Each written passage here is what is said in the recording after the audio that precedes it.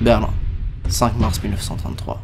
Après l'incendie du Reichstag, qui a été très certainement commandité par Hitler, ont lieu les élections législatives allemandes. Le Parti national-socialiste d'Adolf Hitler obtient 17 277 180 voix. C'est donc 43% de la population qui soutient son programme.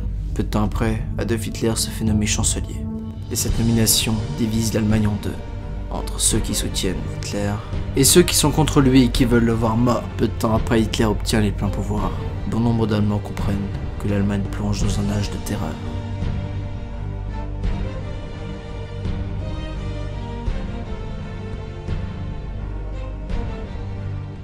Klaus von Stauffenberg. Il est né dans un château en Bavière. Il vient au monde dans l'une des familles aristocratiques catholiques parmi les plus anciennes et les plus distinguées du sud de l'Allemagne. Après des études au Gymnasium de Stuttgart, il devient membre de la Ligue de la jeunesse Bund Deutscher, où il est influencé par le mythicisme du Reich. Après le baccalauréat, Stauffenberg s'engage dans l'armée du Reichswehr le 5 mars 1926. Vers la fin de la République de Weimar, Stauffenberg, tout comme son frère Berthold, est très proche des cercles de la révolution conservatrice. Et même s'il montre du mépris pour le parti nazi, qui est en pleine ascension, de nombreux points de cette pensée politique l'intéressent. L'idée d'un Führer, associée à celle d'une communauté nationale, le principe selon lequel le bien commun passe avant le bien privé, le combat contre la corruption, le combat contre l'esprit des grandes villes, l'idée de race et la volonté d'un nouvel ordre juridique allemand, nous apparaît comme sain et porteur d'avenir. Lors de l'élection présidentielle de 1932, Stauffenberg se prononce alors contre le président en exercice, le conservateur et monarchiste Paul von Hindenburg, et il est pour Adolf Hitler, dont il salue clairement la nomination au poste de chancelier du Reich, le 30 janvier 1933. Stauffenberg participe à la formation militaire des membres de l'ASA et organise la remise de dépôts d'armes à la Reichswehr. Avec le début de la Seconde Guerre mondiale, que le soldat Stauffenberg accueille comme une rédemption, il est incorporé à la première division légère. Plus tard, il sera dans la 6e division de blindés de la Wehrmacht, dans la campagne de Pologne en 1939. De là-bas, il écrit à sa femme « La population est une incroyable populace. Il y a de très nombreux juifs et de très nombreuses personnes qui ne sont pas de race pure. Un peuple qui ne se sent bien que sous le knut. Les milliers de prisonniers capturés vont faire vraiment du bien à notre économie agricole. En Allemagne, ils pourront sûrement être bien utilisés, vaillants, obéissants et se contenant peu. » Cette lettre montre qu'à l'époque, Stauffenberg souscrit à la politique raciale des nazis. En 1940, il participe en tant qu'officier d'état-major à la bataille de France. Le 31 mai 1940, il reçoit la croix de fer de première classe. Il est ensuite muté à la section d'organisation du commandement suprême de l'armée de terre. En décembre 1941, Stauffenberg approuve le fait qu'Hitler réunisse dans ses mains le commandement suprême de l'armée de terre et de la Wehrmacht. En mars 1943, il est muté en tant que premier officier d'état-major général à la 10e division des blindés, qui doit alors couvrir la retraite de l'armée du maréchal Rommel contre les Alliés qui viennent de débarquer en Afrique du Nord. Pendant une mission de reconnaissance, son véhicule est mitraillé par un jabot allié. Il est grièvement blessé. Il passe 3 mois à l'hôpital, où il est opéré par le célèbre chirurgien Ferdinand Sauerbruch. Il y perd son œil gauche, mais continuera sa carrière militaire, cette fois-ci promu comme colonel. Les Alliés regagnent du terrain, et les premières défaites sur l'Allemagne pleuvent. C'est à ce moment-là qu'il comprend que l'Allemagne va à sa perte, et donc il commence à prendre ses distances par rapport aux nazis et à leur chef.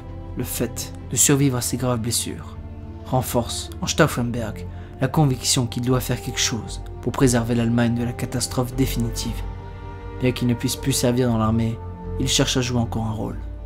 Il est temps que maintenant quelque chose soit fait. Toutefois, celui qui ose faire quelque chose doit être conscient que c'est bien en tant que traître qu'il entrera dans l'histoire allemande. Cependant, s'il s'abstient d'agir, il serait alors un traître face à sa propre conscience. À l'automne 1943, il se manifeste une nouvelle fois, à Berlin, et il cherche des contacts parmi les adversaires d'Hitler, réunis autour du maréchal Friedrich et du général de brigade Heining. L'opération Valkyrie est lancée. Un des points délicats du plan est le fait qu'il doit exécuter l'attentat et mener le coup d'état de Berlin. Déjà, Stauffenberg essaie de tuer Adolf Hitler, mais il stoppe les 2 tentatives à cause de l'absence, soit de Himmler ou alors de Göring.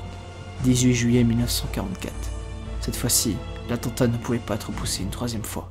L'ultime tentative. Complètement par hasard, ce même 18 juillet, lorsque Stauffenberg est appelé à venir au quartier général du Führer pour parler de nouveaux déploiements de troupes. Le groupe de résistance a alors déjà détaillé les membres du nouveau gouvernement. Stauffenberg prend un avion à l'aérodrome de Rangsdorf, près de Berlin, le 20 juillet, à 7h, avec Werner, pour se rendre à la tanière du loup. L'entretien étant inopinément avancé d'une demi-heure en raison d'une visite prévue de Benito Mussolini. Stauffenberg n'arrive à amorcer qu'une seule des 2 charges explosives, avec 2 détonateurs chimiques, mécaniques britanniques, à l'aide d'une pince spécialement conçue pour lui, puisqu'à cause de sa blessure, il ne lui reste que 3 doigts à la main gauche. Il emporte donc la seconde charge pour s'en débarrasser discrètement ensuite.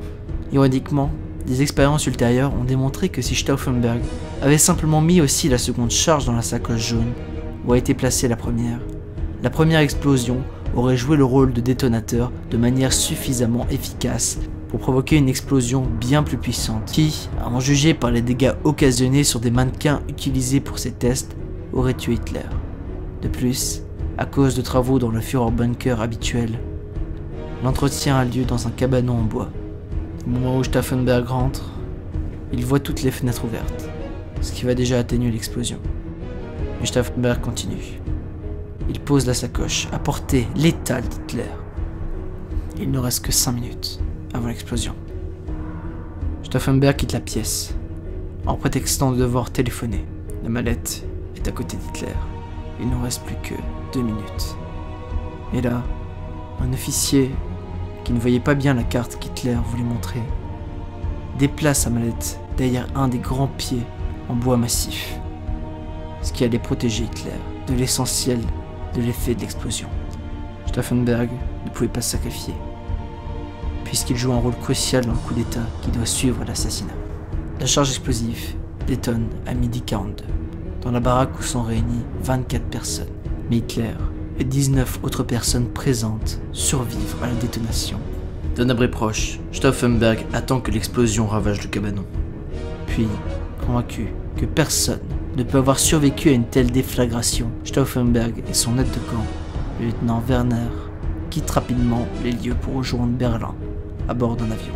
À Berlin, les conjurés hésitent à mettre en place le plan du putsch, car ils ne reçoivent aucune nouvelle claire de la mort d'Hitler. À 15h, Stauffenberg informe Olbricht depuis Rangsdorf qu'Hitler est mort et part le voir à Benlerblock. Ce n'est qu'à ce moment, plus de 2 heures après l'attentat, que l'opération Valkyrie est déclenchée. Voici le message qui a été donné aux officiers. Le Führer Adolf Hitler est mort. Des militants sans scrupules, loin derrière le front, ont tenté de profiter de la situation pour poignarder derrière le dos ceux qui se battent durement en première ligne et prendre le pouvoir à des fins personnelles. En cette heure de grand danger, le gouvernement du Reich a déclaré l'état d'urgence militaire. George et Philipp von Boeselager se tiennent prêts à marcher sur Berlin avec le régiment. Stauffenberg, Olbricht, Merz von Kernheim et Heften sont arrêtés par Fromm, qui les avait couverts jusqu'alors, mais qui ne veut plus rien entendre d'une tentative de putsch. Vers 18h, le coup d'état semble avoir réussi. Dans certaines divisions militaires, les opérations se mettent en place. Mais tard dans la soirée, Hitler, toujours vivant, prend la parole à la radio. Les téléscripts, contenant les indications des conjurés et arrivant dans les centres de commandement, ne sont plus suivis. La plupart des officiers temporisent alors face aux informations contradictoires qui leur sont communiquées. Le coup d'état échoue. Stauffenberg et son aide de camp étant en fuite, l'ordre de les abattre est lancé par le quartier général du Führer. Vers 22h30, un groupe d'officiers restés fidèles au régiment, auquel appartient Otto Ernst Remmer, arrête Stauffenberg et les conjurés, appliquant les décisions d'une prétendue cour martiale. Le général Fromm donne le soir même, le 20 juillet, l'ordre de fusiller Klaus von Stauffenberg. Hey!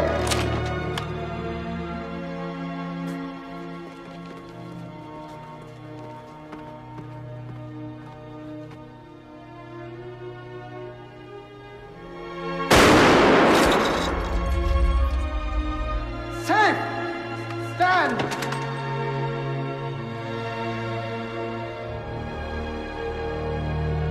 Ready! Aim! Long live Secret Germany! Stand! Mettant ainsi fin à 1 an de complot sur l'assassinat d'Hitler et empêchant de sauver la vie de millions de personnes qui ont été tuées de 44 à 45.